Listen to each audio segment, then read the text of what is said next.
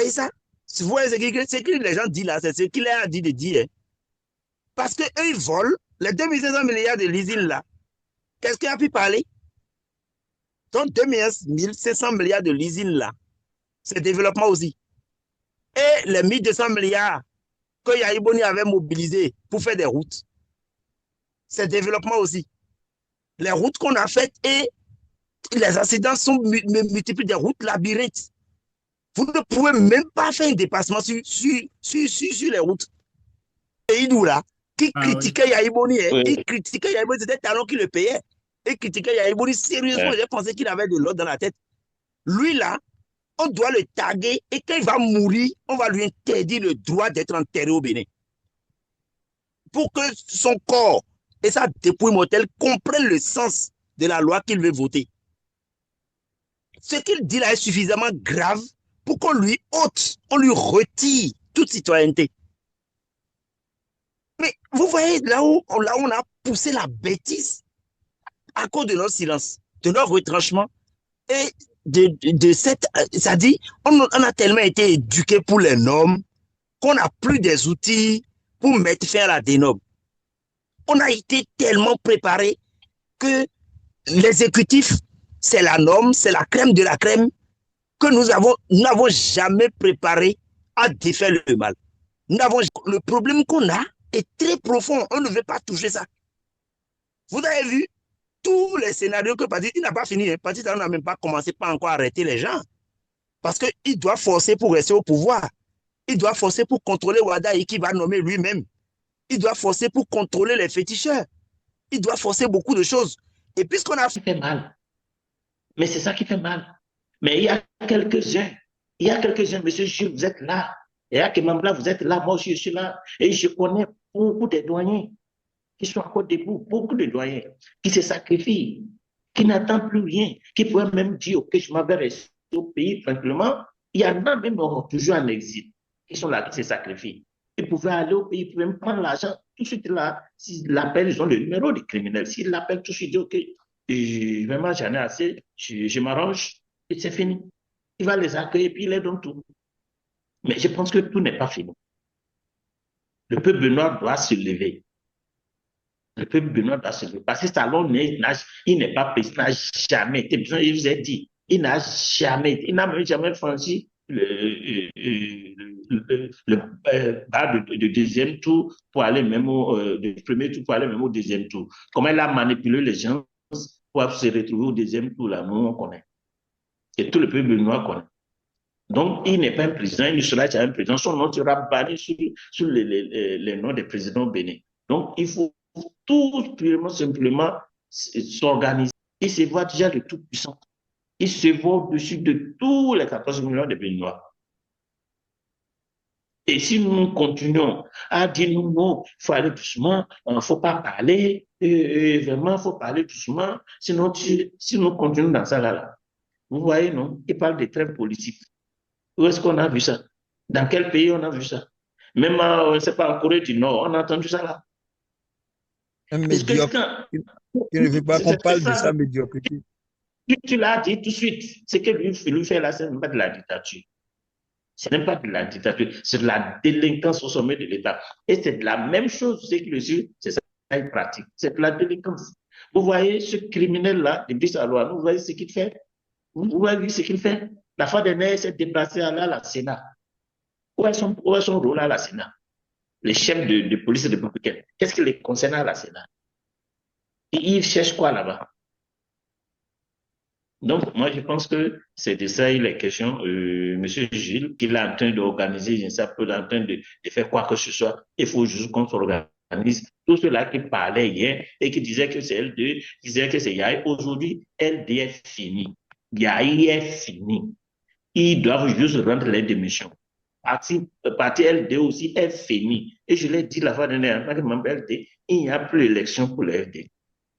Tout ce qu'il y a à faire, c'est qu'ils démissionnent et que les organisations et que les partis s'organisent et qu'il y ait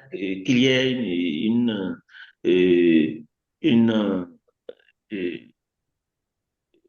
une entente entre Un, les un partis, congrès entre extraordinaire ou le bien Oui, non, qu'il y a une entente entre les leaders, ceux qui sont les- les- les- à l'extérieur et ceux qui sont au pays, et que nous formons une coalition. On Ok, marche donc, sur la tête. Parce que au contraire, les gens marchent sur la tête. C'est-à-dire, il faut aller aux assises nationales. C'est l'assise nationale qui va régler les problèmes de ce sujet. ok, merci beaucoup. Donc, on va prendre l'avis de M. Rouillon par rapport à cette trêve politique. Est-ce que la trêve politique va faire avancer le pays? Parce que selon les explications des soutiens de Patrice Talon, les débats politiques ralentissent le développement du pays. C'est- Ils viennent de faire 9 ans et c'est dans la trêve politique. Ils ont fait avancer quoi? Rien. C'est-à-dire, tu utilises l'argent public, tu veux l'utiliser en silence, en volant, sans rendre compte. Et personne ne doit dire quelque chose. Jusqu'à ce que tu fasses courir le pays, personne ne doit parler. C'est pas que c'est pas ton champ que tu vas semer en privé, c'est l'espace public. Ceux qui veulent la trêve politique, pourquoi ils n'installent pas eux-mêmes leur propre usine dans la trêve politique là, pour gérer le pouvoir? C'est l'argent public là, autour de l'argent public qui n'est pas leur production. La production des pauvres, sans subvention.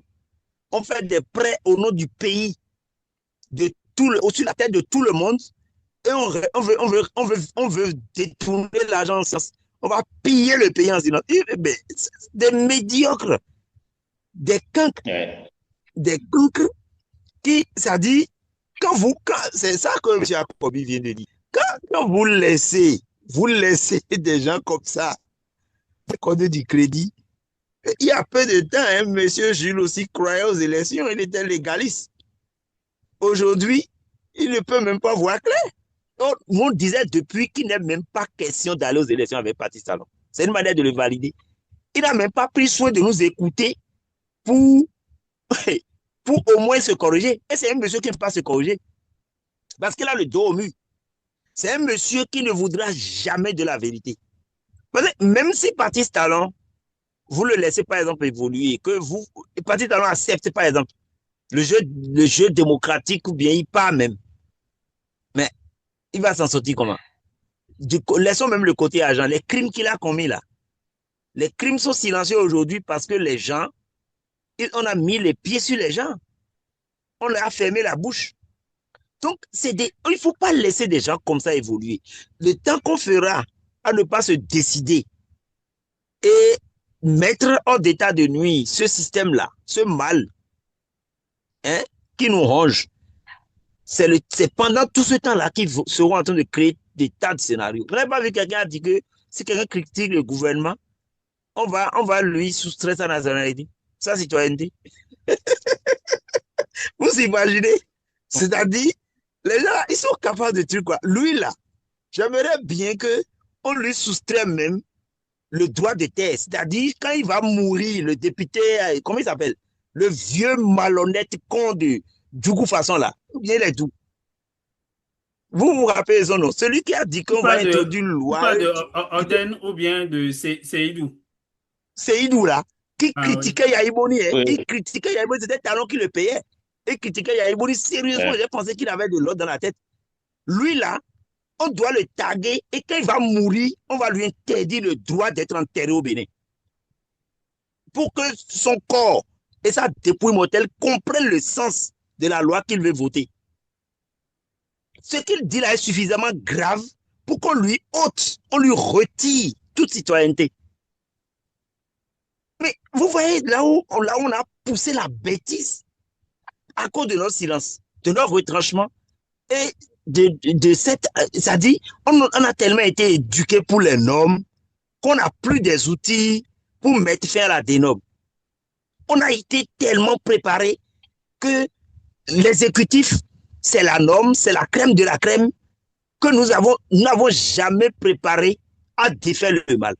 Nous n'avons jamais anticipé sur le mal dans le pays. Il n'y a que des bouts d'individus qui arrivent à comprendre les enjeux et qui disent des choses que personne n'entend. Parce que dans tout ça, là, il ne faut pas oublier les confréries occultes. Les cas d'études comme Patrice Talon, ils utilisent toutes les confréries. Ils utilisent l'occultisme. On occulte ça dans les débats. On veut parler comme les Occidentaux. Or, nous sommes chez nous au Bénin. Le fonctionnement du système talent, la base même, c'est l'endogénéité. Ils n'ont qu'à faire tout ce qu'ils veulent. Ils n'ont qu'à me mettre dans le ventre du lion qui est mort il y a 8000 ans. C'est tant pis. Personne ne les en sortira vivants. Moi, là, je vais les enterrer vivants. Je serai à leur funérailles. C'est assis sur l'endogène, sur l'ancestralité. Sinon, il ne peut jamais faire ce qu'il est en train de faire là. Toutes les décisions qu'il prend là, ça passe par le FA. Hein. Ça passe par les consultations. Et c'est le FA qui leur manque comme ça. C'est le FA qui leur donne le pouvoir. Lorsque le FA n'est pas basé sur le neutre, c'est grave. Lorsque tu as fini de te faire des bains, tu as fini de faire des sacrifices, de faire des scarifications, avant d'aller tester le FA c'est l'orientation que tu as donnée au FA que le FA te donnera. Le truc n'est pas assis sur l'équité. Quelqu'un qui a bu du sang, quelqu'un qui a fait des sacrifices, qui a fait des libations, qui a fait du forçage, n'a plus droit à aller faire des consultations pour un tel problème qui concerne tout le monde. Donc, vous voyez maintenant, on dit on va faire trêve, c'est-à-dire eux, ils vont faire 7 ans en bouffant l'argent public qu'ils n'ont pas produit. Dans l'improductivité, c'est des fonctions crémaillères. Hein. Il n'y a pas une fonction politique au Bénin qui fait développement. Hein. Il n'y a pas une fonction politique au Bénin qui sait faire comment on appelle, de la terre cuite. Ça n'existe pas de fonction au Bénin administrative même qui peut concevoir rail, qui peut concevoir wagon, qui peut concevoir coup d'eau ni bateau. Vous voyez, et pour ça, ils gagnent 25 fois le salaire des gens qui travaillent des tisserands. 25 fois, 700 fois le salaire des tisserands. Et ils vont gagner ça chaque mois. 5 millions, 6 millions avec ce qu'on n'a pas vu. Parce que Baptiste Talon donne 6 millions là, c'est les trucs que l'État donne de façon chiffrée. Ce que Baptiste Talon donne en cachette là, c'est énorme et ce n'est pas son argent, c'est l'argent public. Ils vont rester dans ça pendant 6 ans. Et la 7e année là, les gens vont se réveiller pour critiquer. Donc, ça dit, les Occidentaux eux-mêmes là, s'ils sont au courant, ils vont comprendre ma question. Qu'est-ce qui les a poussés à se permettre d'autoriser les Noirs de se gouverner? Parce que le problème là semble être noir, hein? Parce que les Béninois sont des Noirs. Mais comment vous pouvez vous poser la question avec tout ce parcours-là? Regardez le nombre d'individus qu'on trouve dans les filières de droit. Regardez en économie. Regardez tous les parcours universitaires. Comment on peut se permettre de dire qu'on va gouverner publiquement un pays sur 6 ans et la 7e année seulement on donne le droit aux gens? C'est pour ça que je vous dis, c'est même déjà un péché d'entériner quoi, de considérer que la question existe. Il faut ignorer Baptiste Talon. C'est ça. Vous voyez ce que les gens disent là, c'est ce qu'il a dit de dire. Parce qu'eux, ils volent les 2500 milliards de leasing là. Qu'est-ce qu'il a pu parler? Donc, 2500 milliards de leasing là, c'est développement aussi.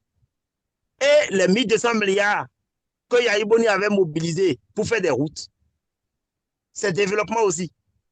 Les routes qu'on a faites et les accidents sont multipliés, des routes labyrinthes. Vous ne pouvez même pas faire un dépassement sur les routes. Il n'y a même pas d'autoroute au Bénin. Maintenant, c'est là où on ne produit pas là. On ne fait, mais il n'y a même pas un seul étang piscicole de comment on appelle, à Papa chez Talon là, là où il a fait Goudron là, et Corniche là, jusqu'à Ouida là, il n'y a pas un seul étang piscicole. C'est là ils ont fait route. Ils ont dit route des pêches. Il n'y a pas de pêcherie. On a chassé même les pêcheurs pour faire passer la route. Donc c'est ça aussi le développement. On n'a pas construit de bateau encore. Hein. Chantier naval au Bénin, ça n'existe pas. Si vous voyez quelqu'un construire un bateau au Bénin, c'est quelqu'un qui n'est pas dans le système béninois. C'est un jeune qui n'a pas été à l'école, déscolarisé, qui va faire cargo à Tantokpa là, pour aller faire la contrebande du Nigeria. L'État béninois même n'a pas de chantier naval. Et on prend l'argent d'État pour aller construire un bateau en béton, en mémoire de l'esclavage qu'on a organisé soi-même. Vous avez vu? Même si on veut faire bateau en béton là, c'est pas à Ouida. Il faut aller faire d'abord le point des gens qu'on a capturés dans quelle région. C'est pas les Ouidanais qui sont capturés. C'est les Ouidanais qui capturent les autres. C'est ceux qui vivaient à Ouida, là. Il n'y avait pas de pays, il n'y avait rien là. S'il y avait des autochtones, c'est les Ouida, là. Ouida, là, c'est les Blancs qui se sont venus installer parce que ça faisait un bourrelet de terre et une des petites îles comme Azitakwe. Ils se sont installés là et tous les vendeurs, les captureurs noirs sont venus se retrouver là pour faire business.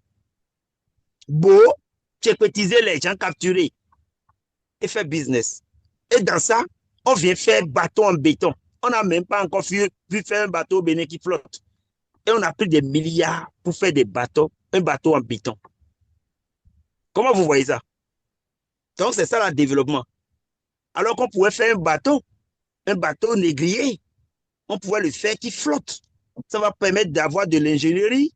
Les gens qui ont fait le lycée Koulibaly, il y a beaucoup de Béninois qui ont travaillé dans les bateaux, il y a beaucoup de Béninois qui ont fait de la menuiserie navale, qui vont se retrouver dedans pour se valider. Et ce bateau-là va flotter, va même aller aux États-Unis et revenir. On vient mettre du béton, c'est-à-dire c'est du vaudou. On a pris de la terre inanimée pour créer du vaudou là, à la place du Ouida. Est-ce que ça peut fonctionner? Donc ça, là, on ne va pas critiquer. Ah bon? Vous avez vu là où la bêtise est allée. Donc, c'est pour vous dire que normalement, le problème qu'on a, j'ai vu M. Akobi qui a abordé la question de l'esclavage de la tête négrière. C'est vrai, M. Akobi a même fait un lapsus. Il a dit les Blancs sont venus nous capturer. Les Blancs ne sont jamais venus capturer un seul Dahoméen. Jamais. Ils sont venus s'installer à la plage. Et ils avaient besoin de main-d'œuvre. C'est même dit dans les cours du primaire. Ils sont venus chercher de la main-d'œuvre pour aller labourer les champs. Et nous, on avait plein de gens indésirables. Quand quelqu'un insulte quelqu'un, il devient indésirable. Quand quelqu'un est trop beau, il est indésirable. Quand quelqu'un est trop intelligent, il est indésirable. On avait déjà l'art du sacrifice humain. On se tuait déjà pour les fétiches. Et ça, c'était culturel et culturel. Donc, voilà. Ils ont vu tout ça là. Et ils ont dit, bon, si vous ne voulez pas des êtres humains, donnez-les. C'est comme aujourd'hui. Si les Blancs ont besoin de main-d'œuvre. Mais quand nous migrons, nous venons à l'Occident, même quand on n'est pas bon tout du travail, ils nous forment. Ou bien, ils ont toujours besoin de main-d'œuvre. Donc, c'est comme aujourd'hui. Ils ne viennent plus avec les bâtons négriers chercher les indésirables. Moi, par exemple, je suis un indésirable au Bénin. Toi qui es là, tu es un indésirable. Monsieur Jules est un indésirable. Pourquoi ne pas faire notre émission là, physiquement chez nous au Bénin? Ou bien, ce n'est pas la tête de nos ancêtres. Vous voyez? Donc, nous sommes des indésirables. On est dans la même logique de la tête négrière. Et on ne peut pas dire que c'est le blanc qui a fait que Patrice Talon crée des migrants, crée des exilés, crée des morts. On va peut-être plutôt dire ce que les gens ne disaient pas. C'est parce que la traite négrière a été abolie que nous sommes, comme moi je suis aujourd'hui, en train de faire émission en ligne. J'aurais voulu être devant M. Jules physiquement pour qu'on fasse le débat agronomiquement.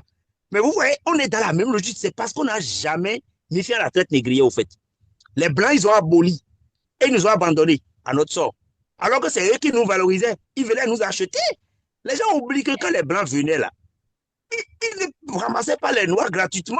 Ils payaient. Ils payaient soit de l'argent, soit du miroir. Ils donnaient des miroirs au roi. Ils n'ont même pas de musée pour conserver les choses. Ils donnaient des chaussures. Ils donnaient des armes. Et ces armes-là, on les utilisait contre nous. Et il y avait un ratio. Arrivé à un moment donné, ils ont fait des ratios. Ils ont dit, il faut 15 hommes et 27 femmes pour donner les colis que les Blancs amenaient là. Ouais. Et tout ça là est dans des livres. Mais les gens veulent feinter la réalité, la partie la plus cruelle de la traite négrière. C'est ça qu'on est en train de faire. Talon est en train de faire la partie cruelle. Il capture en Côte d'Ivoire. C'est comme ça qu'on capture aussi. Il y a 700, 800 ans. Il est parti capturer. Et ici, Patrice Talon a les moyens, il va capturer Jules aujourd'hui. Il ne veut pas la vérité. C'est ça qu'ils ont traduit en loi. Ils ont dit qu'eux, ils vont faire 6 ans de dévastation, de pillage du pays en gagnant gratuitement l'argent public qui n'est pas leur argent. Ils n'ont jamais produit quelque chose. Le gouvernement béninois ne s'est pas produit. Ils n'ont pas permis au gouvernement de produire. Pour produire, il faut laisser les Béninois s'exprimer. Sur 2 fois au moins, communiquer et exprimer leur savoir-faire. Mais aucun gouvernement ne veut que les Béninois s'expriment. Puisque le système de gouvernement est basé sur l'endoclanisme. On fait du fétiche, on fait du beau, on fait du badou, on fait du kénési, on prend le pouvoir. Et dès qu'on prend le pouvoir, ça veut dire qu'on n'est pas pris le pouvoir parce qu'on a écrit l'algorithme pour faire Microsoft. On n'a pas écrit un algorithme pour faire un chantier naval. On n'a pas une technologie pour faire la route. Donc, on prend le pouvoir sur le mystique. Et dès qu'on prend le pouvoir sur le mystique, l'humain n'a plus de valeur. Parce que c'est l'humain qui héberge l'intelligence. Et ce n'est pas l'expression de l'intelligence qui donne le pouvoir. C'est ça qui a amené la loi là. Hein. Les lois là, vous voyez, c'est ça, c'est l'endogénéité. C'est dans les couvents qu'on ne dit rien, qu'on ne critique pas. C'est dans les couvents que le roi tue les gens, mais tu ne dois pas parler. C'est providentiel. C'est Dieu qui a dit ça, c'est le phare. Le phare dit que c'est Romia Wadaï, point. C'est dans les couvents, on est purement dans la tradition. Et c'est grave, il faut combattre la tradition. Ceux qui disent du vaudou là, il faut combattre le vaudou. Moi, je suis vaudouisant. Mais ça ne veut pas dire que quand on est vaudouisant, on est fanatique. On doit accepter l'inacceptable. Donc le problème, on a un sérieux problème. Et je ne sais pas comment les Blancs ont fait pour nous abandonner dans ça. Mais c'est eux qui nous ont apporté la langue que je parle. S'ils ne savaient, on ne devait s'en tenir qu'à nos langues. Pour M. Akobi, je serais un étranger aujourd'hui.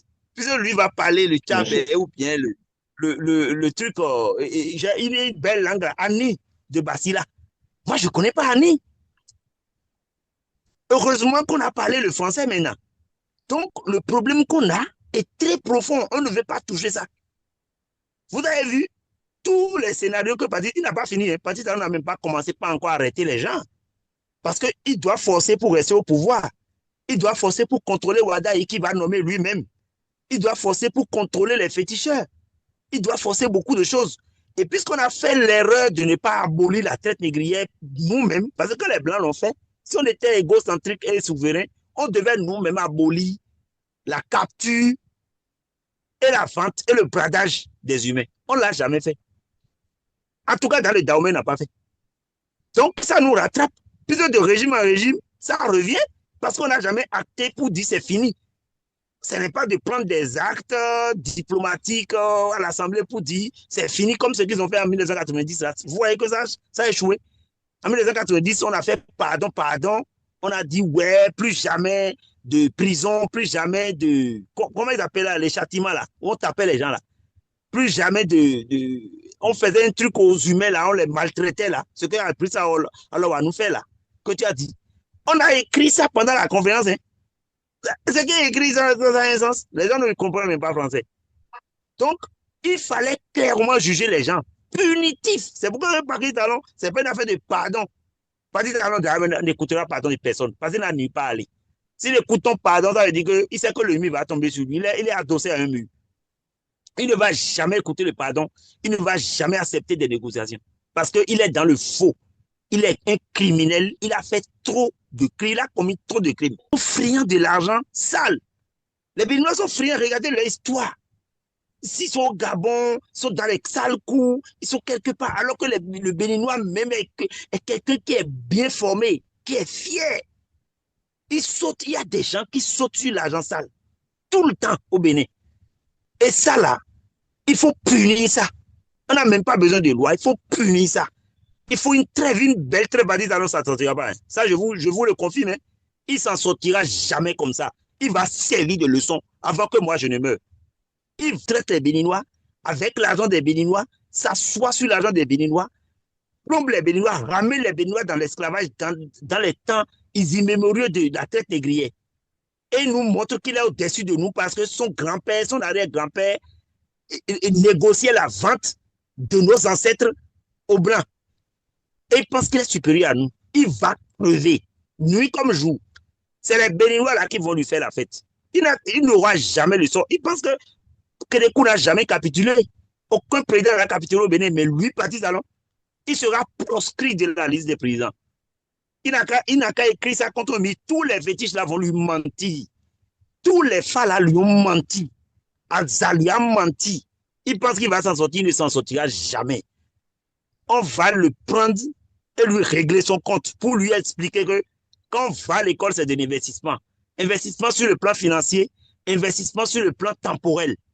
Et on ne l'a pas fait gratuitement. Les gens qui sont dans le déni, qui tournent autour de ça, qui disent Dieu va faire là. Patrice Talon, il vous attend au carrefour, il va vous faire ça parce qu'il ne pardonnera personne. Hein. En voulant tuer, en voulant faire du mal, il n'accomplit que le pire, comme l'a dit Akobi. Donc c'est là où je voudrais revenir pour vous dire qu'en réalité, le problème, effectivement, c'est nous les Béninois, l'organisation. Vous avez vu, non? On s'est fait avoir par les systèmes comme Patrice Talon qui mettaient de l'argent dans tout. Du coup, quand on n'a pas eu l'argent, heureusement que Jules, par exemple, il n'a pas eu de l'argent. Heureusement que Maître Akobi n'a pas eu de l'argent, ni moi, pour qu'on se voit pour parler. Mais la majeure partie des Béninois, ce qui les éveille leur patriotisme, c'est l'argent. Et ça, là, c'est une mauvaise éducation qu'on a eue à cause des élites. Les élites se sont regroupées en pôles et ne s'occupent pas du pays, ni de la libération du pays, de la création de revenus d'essence physique pour que les gens soient citoyens. Ils se sont regroupés autour des palais, là, des ministères, pour piller l'économie et se réaliser seuls. Ça a fait que le peuple cesse de se réaliser des luttes politiques. Le peuple a vu qu'il vaut mieux faire des enfants qui vont aller à l'école pour devenir politiciens et pour être quelque part. Donc, cette fracture-là, c'est ça qui est en train de jouer contre nous aujourd'hui. Et du coup, pour pouvoir soutenir les politiciens, les gens attendent le cash. Ils disent, mais en voulant soutenir les politiciens, on peut aller soutenir contre Talon, par exemple. Si vous soutenez contre Talon, les délinquants qu'il a fait ramener du Rwanda, tout ça là, pour créer les milices, mélanger à des imbéciles comme les Alowanou, des criminels, ils vont tirer sur les gens pour faire peur d'abord. Or, vous savez qu'il n'y a pas les moyens pour que les Béninois se protègent, parce que la tradition ancestrale, elle est coûteuse. Pour vous protéger contre les balles de Patrice Talon, il faut avoir de l'argent. Donc, vous voyez, lui-même, il met de l'argent. Donc, tout ça, là, on est dans un imbroglio qui nous empêche même d'être actifs. C'est pour ça que les Béninois ne se soulèvent pas. Les Béninois n'ont jamais été associés à la gouvernance. Il faut le dire clairement, on les revoit seulement pendant les élections. Et c'est pendant les élections qu'on leur distribue 5 000 pour ceux qui sont chanceux. Parce que quand on vient dans un village, quand les politiciens venaient dans un village, ils ne donnent pas de l'argent à tout le monde. Dans le village, là, les villageois n'appellent pas les gens qui n'aiment pas. Les leaders, là, c'est eux, on voit. Et les leaders n'aiment pas tout le monde dans les villages. Donc, les gens sont discriminés tout le temps sur tous les régimes. Et c'est ça qui fait que la lutte, c'est ça qui fait que Patrice en a du temps. Et continue d'avoir du temps. Et se permet même d'aller jusqu'à la Sénat. Il aurait été déjà défait depuis. Mais vu que les LD étaient dans le cycle du trottinement, les LD devaient comprendre depuis que Patrice Talon ne pourra pas partir. Et devait apprêter le peuple. Mais ici, il faisait ça, les gens m'ont dit que c'est les LD qui ont créé le problème. Donc moi, je les comprends. Mais là, maintenant, ils ont le dos, ils ont compris qu'il n'y a pas d'élection. Parce que Patrice Talon, il est bête. Il n'est pas intelligent, il est crétin, il fait le forçage. S'il était malin, il va même les laisser aller aux élections et tripatouiller seulement. Mais ils savent que dans ça, là, il y aura révolte. Les gens vont garder les votes, puisque les votes se votent dans les villages.